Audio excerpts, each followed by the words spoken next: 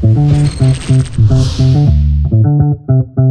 here with Maurizio Rossi. I don't know if I'm pronouncing your name right. You're from H-Farm, and a lot of people don't know what H-Farm is. And can you explain a little bit about what you do at H-Farm? Okay, so H-Farm is a long story. It's an amazing journey. It's 12 years journey. It has been founded in 2005. So former as an incubator somehow to create an environment for a tech-native entrepreneur generation and supporting them in creating startup. So after 12 years, and according with the evolution of the startup industry and ecosystem, both domestic and global ones, H-Farm today is an innovation platform. I can define as a platform that help especially the corporations, the non-tech industries to transform themselves, to catch the transformation via startup ecosystems. Because the future of the innovation and transformation and the society and the economy and whatever it's about the next generation and the technology. So they are able to redesign in somehow the future. And this can happen in different ways. This can happen because an entrepreneur is able to raise a lot of money and he's lucky and is able to grow and to disrupt a change in industry, an entire industry. We have plenty of examples. It is especially happen inside the high-tech ecosystem. So we have several Israeli companies, example, that grew up from a very small country, a very tiny region, and becoming so successful because the tech level and the capability of the entrepreneurs. We have the Silicon Valley, which is the ultimate high-tech marketplace where all the giants grew up, and that's something that it's addressing to say, if you want to make success at some point, you need to deal with the Silicon Valley because this is the high-tech industry. But what's happening, it's the entire economic environment and society. They are becoming now, they're approaching the technology to change because it's the entire world which is changing. And the technology are exponential, so it means that every day we can expect a good surprise, or we can expect technology enables something very powerful. But at the same time, it's a matter of people, of the next generation. And talking about that next generation, at H-Farm, you've been investing a lot on education. What have you been doing, and what do you think education is going to look like in the future?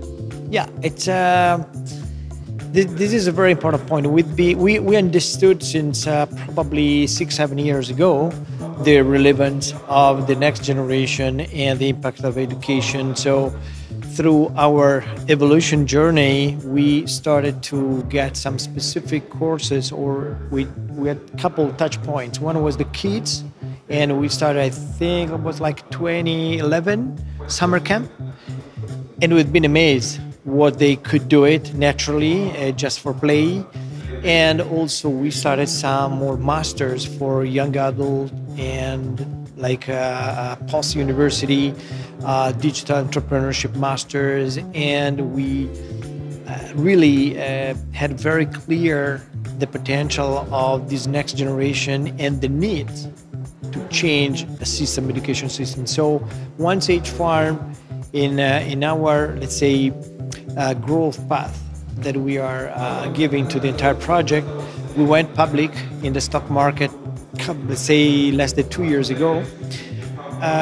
Education took a relevant part of it. We are building now an education campus, which is part also of the business. So H-Farm, this platform, is going to be the largest in Europe because it's going to combine students and startup and corporation all together in the same place. So this will be about 3,000 people.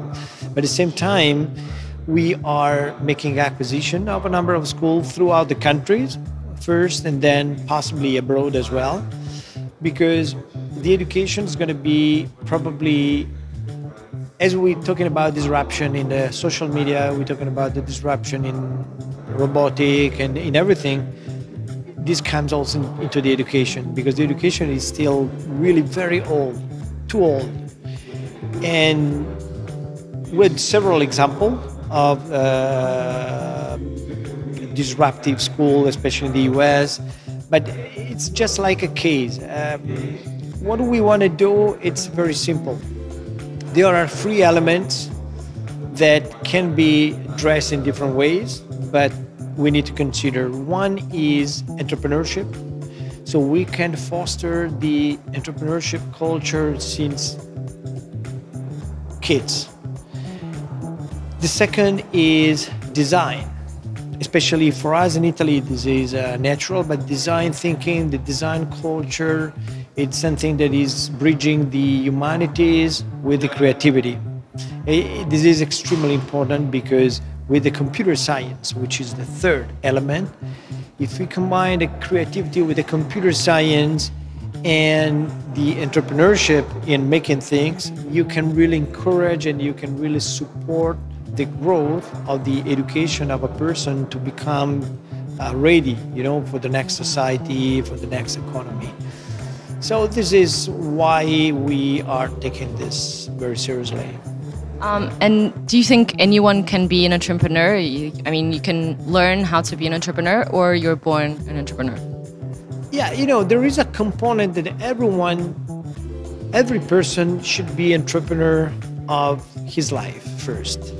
And I see also the future of the workforce that will be a combination with technology and human expertise and competence that will be far different than how it was today, where for decades we forced the humans to try to be like a machine and to get kind of workforce that was, in my opinion, not human. The human workforce is try to exploit, try to in somehow to connect, because we are living into a connected age. So I imagine the workforce among several people.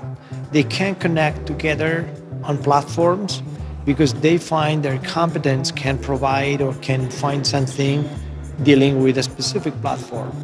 And with all the flexibility, because the next generation is pretty flexible, and they are growing with different mindset than one we are offering to them.